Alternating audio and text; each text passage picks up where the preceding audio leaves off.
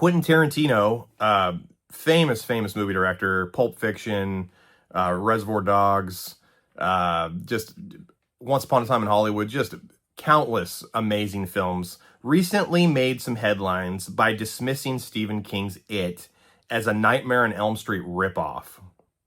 So on surface value, this kind of makes sense because Nightmare on Elm Street came out first theatrically. So on the surface, it makes sense, but it doesn't make sense if you do just a little bit of digging and research. It took 4 years for Stephen King to actually write it, which means from idea to conception to actually being a novel and coming out in 1986. Stephen King came out with this around 81, 82. So Nightmare on Elm Street was theatrically released in 84. So how is Stephen King ripping off a movie that hasn't even been released yet for 2 years?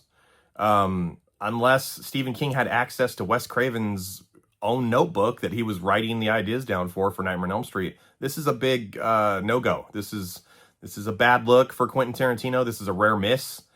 I think he's wrong. They're similar. Freddy and Pennywise are similar. They both, live off people's fears. That's how they exist. That's how they thrive. But to say that Stephen King ripped off the idea from Wes Craven is not true. And it's a bad look. I think he needs to have a retraction or apologize. There needs to be something.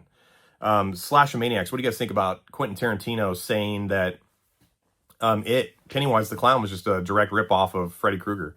I think it's inaccurate at best and just a swing and a miss.